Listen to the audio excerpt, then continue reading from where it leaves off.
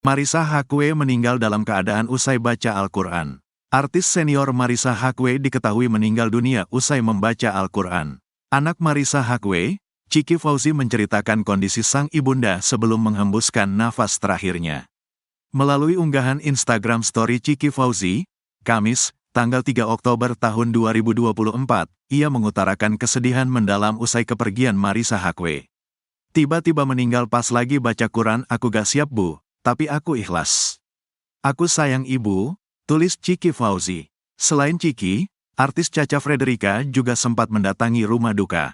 Sebelum meninggal, Cha Cha menuturkan bahwa istri Ikang Fauzi itu dalam kondisi baik-baik saja.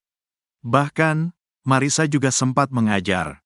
Karena Tante Marissa baik-baik aja, sehat-sehat aja, masih ngajar, terang Cha Cha. Terus tadi aku tanya semalam Chiki ketemu, almarhumah, udah biru jam 0.50 enggak, ada yang tahu kenapa, sambungnya. Cha Cha juga mengatakan Marissa meninggal usai membaca Al-Quran. Tapi di sebelah beliau itu, di sebelah almarhumah itu masih ada laptop, ada Al-Quran, abis baca Al-Quran, ada kacamata. Jadi abis ngajar juga sampai malam, tandasnya. Kabar duka datang dari dunia hiburan tanah air. Artis sekaligus politisi dan dosen yang merupakan istri dari penyanyi Ikang Fauzi, Marissa Grace binti Haque atau Marissa Haque meninggal dunia pada Rabu, tanggal 2 Oktober tahun 2024, dini hari. Marissa dikenal sebagai artis legendaris era 1980-an dan ia juga sempat menjadi anggota DPR RI. Jenazah Marissa Haque disemayamkan di rumah duka di kawasan Bintaro, Tangerang Selatan. Jenazah dimakamkan di TPU Tanah Kusir, Jakarta Selatan, Rabu, tanggal 2 Oktober tahun 2024. Sebelum meninggal, Marissa tidak mengeluhkan sakit apapun. Bahkan ibu dua anak ini tidak memiliki riwayat penyakit berat. Dan sebelum menghembuskan napas terakhir, ia masih beraktivitas dan berkumpul bersama keluarga seperti biasa.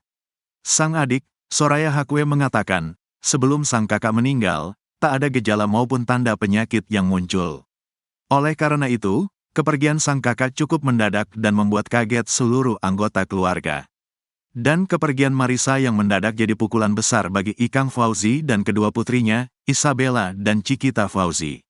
Soraya mengatakan, menurut penuturan Ikang Fauzi, kakaknya masih beraktivitas seperti biasa hingga malam hari. Kalau menurut keluarga, terutama Ikang, itu tidak pakai gejala apa-apa. Jadi seperti biasa, mereka beraktivitas, kemudian pulang ke rumah, kemudian pada malam hari mereka bertemu di ruangan atas, kata Soraya di Bintaro, Tangerang Selatan, Rabu, tanggal 2 Oktober tahun 2024.